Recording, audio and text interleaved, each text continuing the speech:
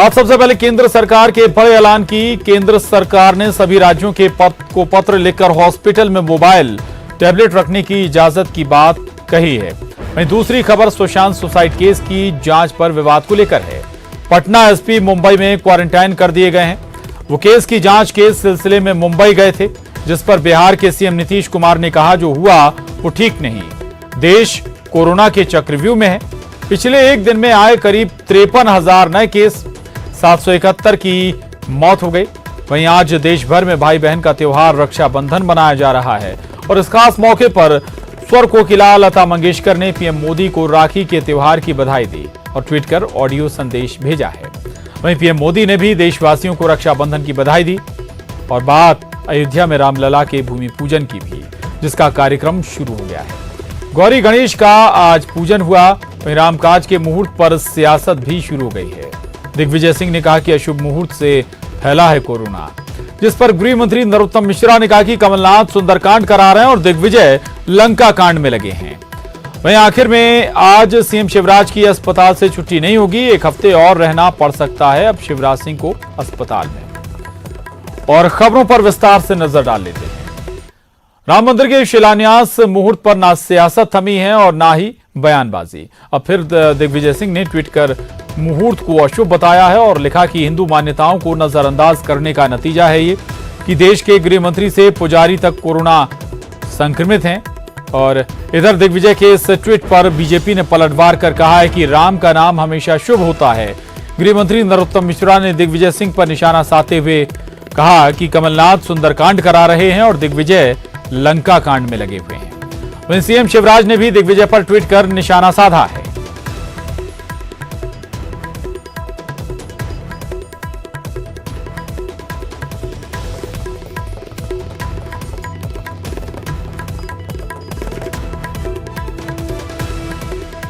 तो दिग्विजय सिंह का ट्वीट की कोरोना दरअसल शुभ मुहूर्त पे पूजा नहीं हो रही है या शिलान्यास नहीं हो रही है राम मंदिर का और इसके चलते कोरोना फैला है। इस पर पलटवार हुआ। जवाब भी आया नरोत्तम मिश्रा के जरिए और शिवराज सिंह चौहान के भी जरिए।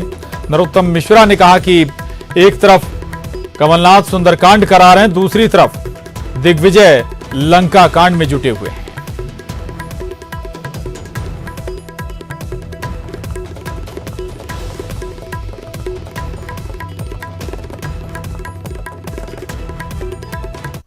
आदमी हैं और आस्थावान भी हैं। हिंदुत्व को नहीं मानते लेकिन हिंदू तो हैं। उनको पता है राम का नाम हमेशा शुभ होता है। अत्यंत सौभाग्यशाली है हमारे सामने भगवान श्री राम की जन्मभूमि पर भगवान श्री राम के मंदिर का निर्माण प्रारंभ हो रहा है। राम हमारे अस्तित्व है, राम हमारे आराध्य हैं, राम हमारे प्राण हैं, राम हमारे भगवान हैं, राम भारत की पहचान है। बिना राम के ये देश नहीं जाना जा सकता। राम हमारे रोम रोम में रमे हैं, राम हमारी हर सांस में बसे हैं। इधर कमलनाथ जी सुंदर कांड करा रहे हैं, इधर दिग्विजय सिंह जी लंका कांड में भी जी ये चाहते हैं कि उस तरफ बढ़ जाए। इतिहास गवाह है कि जब जब कोई धार्मिक काम यज्ञ हवन होते थे तब तब आसुरी शक्तियां विघ्न बाधा डालती हैं। कमोबेश उसी तरह की राजनीति है ये। जिस तरह से ये कर रहे हैं मैं समझता हूं कि भगवान कभी उन्हें माफ करेगा नहीं। जिससे तुलना कर रहे हैं वो ट्वीट कर करके, वो भी तरीका ठीक नहीं है। और अब अगली खबर का रुख करें। सीएम शिवराज ने पलटवार किया है। कांग्रेस के ही कुछ अति उत्साही नेताओं ने नारा दिया था, मंदिर वहीं बनाएंगे लेकिन तारीख नहीं बताएंगे। वो शुभ घड़ी आई तो उनके पेट में दर्द होने लगा है। पौराणिक काल में जब ऋषि मुनि यज्ञ करते थे तो असुर और राक्षस आकर उसमें विघ्न डालते थे। कांग्रेस के नेता यही चरितार्थ कर रहे हैं। निकृष्ट सोच और सनातन धर्म की आस्थाओं के साथ खिलवाड़ का नतीजा है। आज संपूर्ण कांग्रेस अपने पतन की ओर अग्रसर है। कांग्रेस के लिए राम राजनीति के विषय होंगे, लेकिन हमारे लिए राम भक्ति और आस्था के विषय हैं।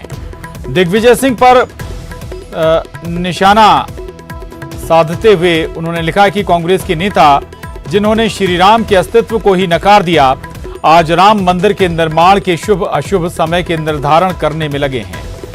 अरे कांग्रेसियों, राम का नाम लेने से ही समय शुभ हो जाता है।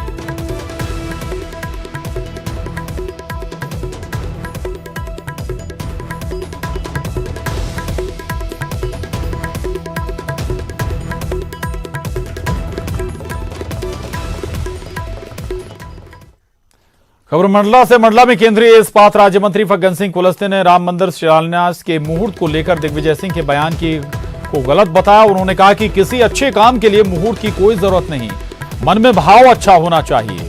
उन्होंने कहा कि हम तो कोई शादी कर नहीं रहे कि बिना मुहूर्त के करेंगे तो शादी फेल हो जाएगी। जन भावना और आस्था से जुड़े अच्छे काम के लिए जो निश्चित हो जाए वही अच्छा समय है। कोई अच्छे काम के लिए कोई मुहूर्त की कोई ऐसा ज़रूरत नहीं है। जब कोई अच्छा काम है, जन भावना आस्था का अगर कोई कार्यक्रम होता है तो देखिए इसमें वही है, हमारे मन में भाव अच्छा होना चाहिए। और इसलिए हम कोई शादी तो कर नहीं रहे हैं कि शादी अगर हम मुहूर्त नहीं है शादी कर दिए इसलिए शादी फेल हो जाए, ऐसा नहीं। ये तो देखिए वर्षों से इतने पुराना इतिहास है। भगवान राम का जो मंदिर था वहाँ भगवान राम विराजमान थे।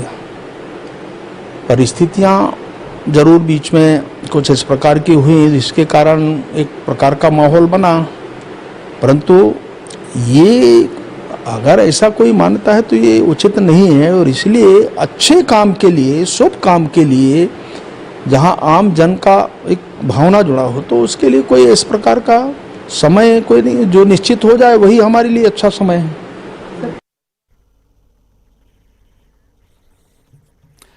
और अगली खबर का रुख करते हैं। आपको बता दें कि भोपाल से खबर है, दिग्विजय सिंह पर मंत्री विश्वास सारंग ने पलटवार किया है। दिग्विजय सिंह के अल्प ज्ञान पर मुझे शर्म आती है, ये कहना है विश्वास सारंग का। दिग्विजय सिंह को राम मंदिर बनना अच्छा नहीं लग रहा, उन्हें लगता है राम मंदिर का निर्माण ना हो, उनकी मंशा है। तो पलटवार किया है दिग्विजय सिंह पर मंत्री विश्वास सारंग ने। के इस अल्प ज्ञान पर मुझे शर्म आती है। वो अपनी हरकतें छोड़ने को तैयार नहीं है। हर मुद्दे पर राजनीति करना और राजनीति भी ओछे स्तर की करना, केवल मीडिया में बने रहने के लिए इतने सीनियर और इतने बुजुर्ग नेता को यह शोभा नहीं देता। सही मायने में दिग्विजय सिंह जी को यह बात अच्छी नहीं लग रही कि इस देश में राम का मंदिर का निर्माण हो रहा है, क्योंकि दिग्विजय सिंह जी तो तुष्टीकरण की राजनीति को आगे बढ़ाना चाहते हैं। अनुराग श्रीवास्तव हमारे साथ जुड़ गए हैं। अनुराग, मंदिर पर सियासत आज की नहीं बल्कि कई दशकों पुरानी है, और जब शिलान्यास हो रहा तो मध्य प्रदेश में भी मंदिर पर सियासत अपने शबाब पर है, उफान पर नजर आ रही है। और ये हम ये मानकर चलें कि ये सियासत 27 सीटों को लेकर तो है ही, आने वाले वक्त में जब मंदिर बन जाएगा, उसका उद्घाटन होगा, तब भी ये सियासत यूं ही जारी रहेगी।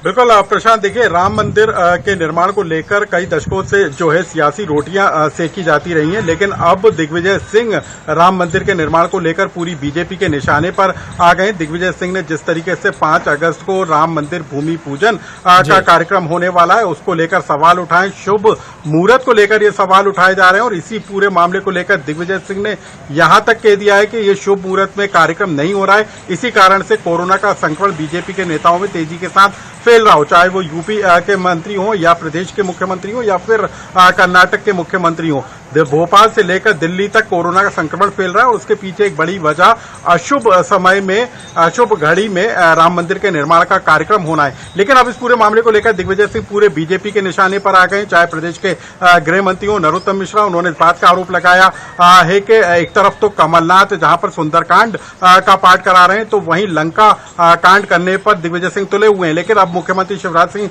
चौहान ने भी दिग्विजय सिंह के आरोपों को लेकर और जो आपत्ति है उसको लेकर निशाना साधा है और उन्होंने कहा है कि ये वही कांग्रेस पार्टी है जो राम के अस्तित्व को नकारती रही है, लेकिन अब राम के नाम और मंदिर के निर्माण को लेकर सवाल उठा रही है। तो कुल मिलाकर दिग्विजय सिंह अब पूरी बीजेपी के निशाने पर आ गए और सवाल अब इसको लेकर उठ रहा है कि क्या वाकई में शुभ मुहूर्त में ये पूरा आयोजन हो रहा है या वाकई में कोई गुण दोष है वहां पर, क्योंकि शंकराचार्य स्वरूपानंद सरस्वती ने भी इस पूरे मामले को उठाया था। लेकिन अब ये एक बड़ी बहस का विषय जरूर बन गया है। 5 तारीख को राम मंदिर निर्माण का भूमि पूजन कार्यक्रम होना है और उससे पहले ये राम नाम और राम मंदिर को लेकर सियासत छिड़ती हुई नजर आ रही है।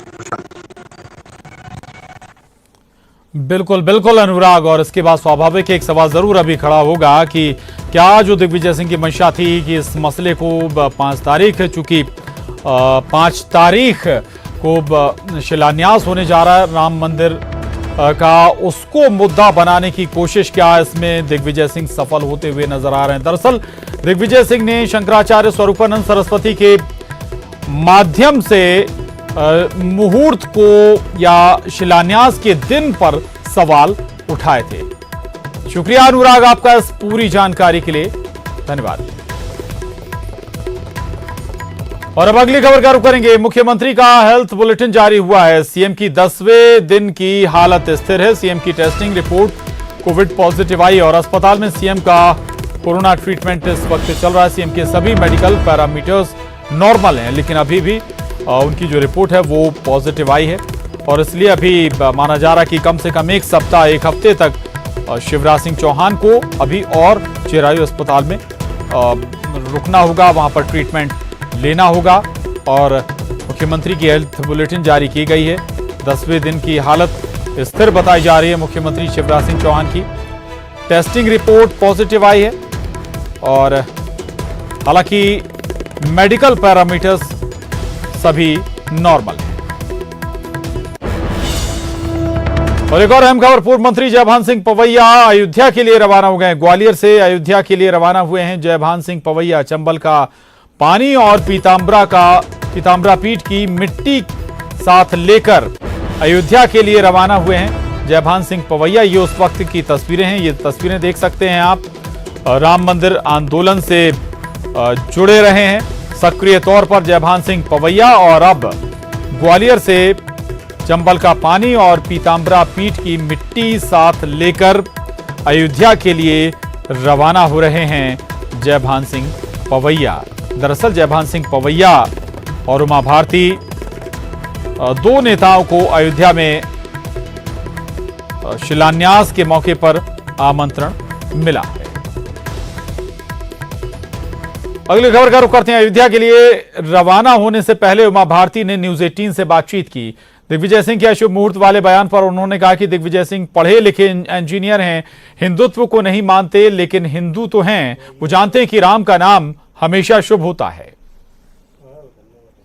राम मंदिर भूमि पूजन में शामिल होने के लिए मध्य प्रदेश की पूर्व मुख्यमंत्री उमा भारती रवाना हो रही हैं। इस वक्त हम भोपाल में उनके बंगले के ठीक बाहर खड़े हैं और आप ये देख सकते हैं कि उनकी गाड़ियों का जो काफिला है वो इस वक्त यहाँ से निकल रहा है। अभी मैं सीहोर जा रही हूँ गणेश जी को प्रणाम करने।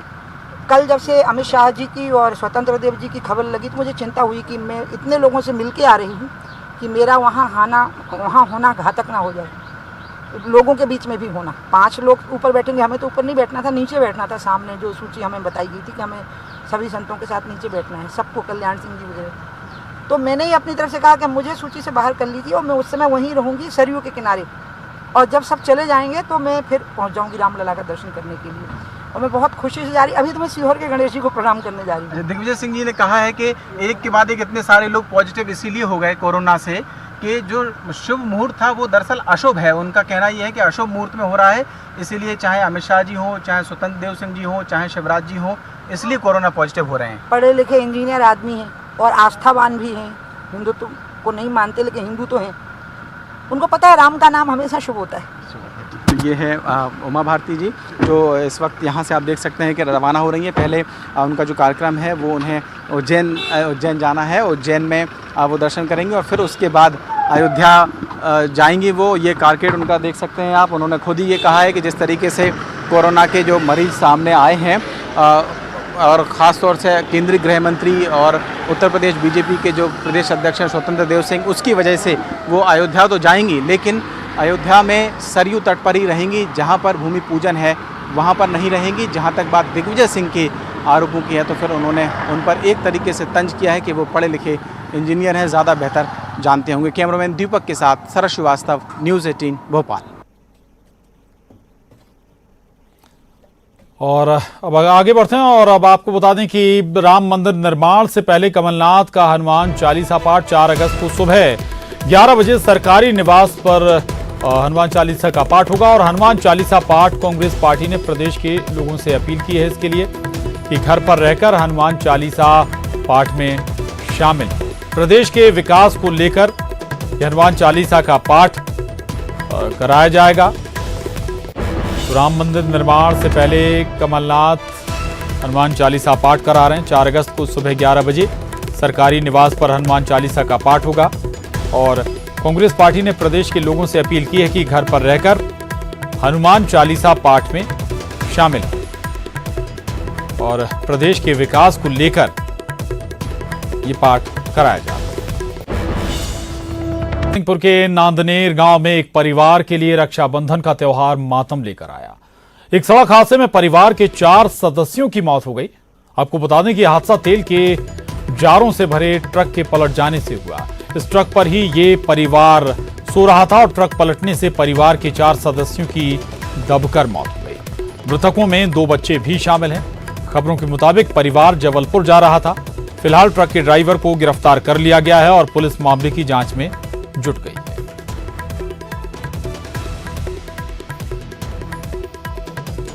नरसिंहपुर हादसे पर सीएम शिवराज सिंह ने ट्वीट किया है, मैं ईश्वर से प्रार्थना करता हूं दिवंगत आत्माओं को शांति दें।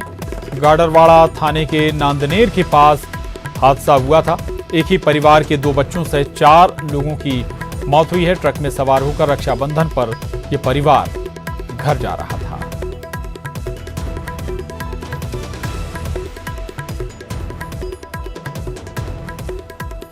कहीं ये लापरवाही भारी ना पड़ जाए। जहां श्योपुर में बारिश के बाद पुलिया के ऊपर से पानी बह रहा है। हादसे भी हो चुके हैं लेकिन लोगों ने सबक नहीं लिया और जान जोखिम में डालकर पुलिया पार करते हुए लोग नजर आ रहे हैं। ये तस्वीरें आपके टीवी स्क्रीन पर हैं, श्योपुर से हैं, जहां बारिश के बाद पुलिया के ऊपर से पानी बह रहा है लेकिन इसके बावजूद भी लोग अपनी जान जोखिम में डाल रहे हैं। हादसे लगातार हो रहे हैं, उसकी भी ये वानगी है, तस्वीरें हैं, लेकिन फिर भी लोग संभल नहीं रहे, समझ नहीं रहे। नतीजा देख सकते हैं आप, एक वाहन भी पलटा हुआ नजर आ रहा है लेकिन फिर भी इससे किसी ने कोई सबक लिया नहीं है।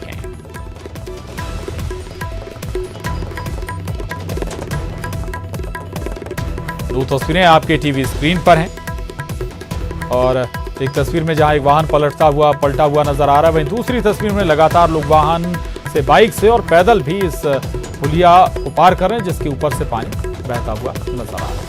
आगे बढ़ते हैं। आज श्रावण का 5वां और अंतिम सोमवार है और इसके साथ ही विशेष संयोग ये भी कि आज रक्षाबंधन का पर्व होने के चलते भस्म आरती में बाबा महाकाल को राखी बांधी गई। मान्यता है कि हिंदू रीति से मनाए जाने वाले त्योहार सबसे पहले बाबा महाकाल के आंगन में ही मनाए जाते हैं। आज रक्षाबंधन होने के चलते पुजारी परिवार की महिलाओं ने भगवान महाकाल को भस्म आरती में राखी बांधी। मान्यता है कि श्रावण माह में शिव आराधना करने से सभी कष्टों से मुक्ति मिलती है।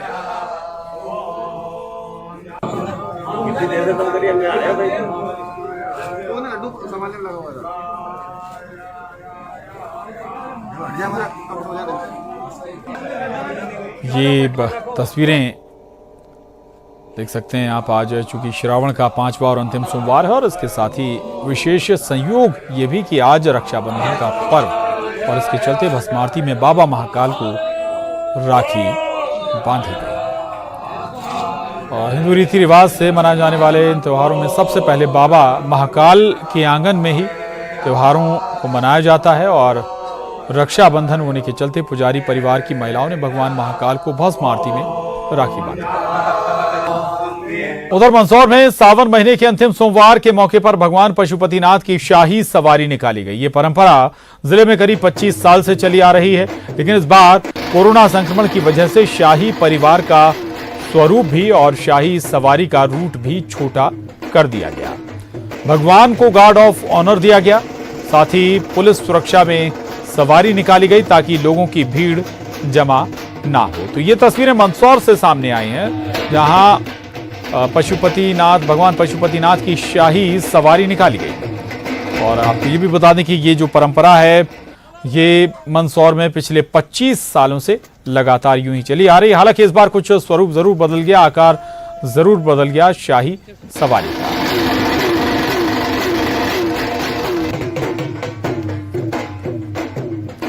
खबर इंदौर से। इंदौर में खजराना गणेश को अष्ट धातु की बनी सबसे बड़ी राखी चढ़ाई गई। इस मौके पर खजराना गणेश के कोरोना के मुक्ति और भक्तों की रक्षा की कामना भगवान गणेश से की गई है। तो ये तस्वीर भी देखिए आप। खजराना गणेश को अष्ट धातु की बनी सबसे बड़ी राखी भेंट की गई, उन्हें राखी चढ़ाई गई। और रक्षाबंधन का त्योहार खजराना गणेश मंदिर में इस अंदाज में सेलिब्रेट किया गया। भगवान गणेश को अष्ट धातु की सबसे बड़ी राखी पहनाई गई है, चढ़ाई गई है। और इस मौके पर खजराना गणेश से कोरोना की मुक्ति और भक्तों की रक्षा की कामना की गई है। खबर भोपाल से। रक्षाबंधन पर 4 शुभ संयोग हैं इस बार। 4 शुभ संयोगों के साथ सर्वार्थ सिद्धि योग भी बन रहा है, जिसमें श्रावणी पूर्णिमा के साथ श्रावणी नक्षत्र भी, और 29 साल बाद ये बन रहा है। प्रीति और आयुष्मान योग भी बन रहा है। सुबह 9 बजे से 7:30 बजे तक राखी बांधने का शुभ मुहूर्त है। सावन सोमवार पर मंदिरों में भगवान को अर्पित की जा रही हैं राखियां।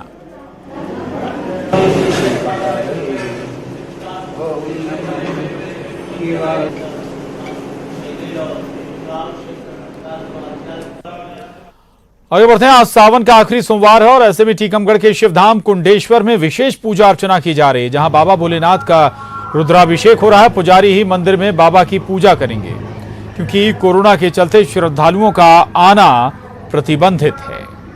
तो ये तस्वीरें टीकमगढ़ स्थित कुंडेश्वर धाम की हैं।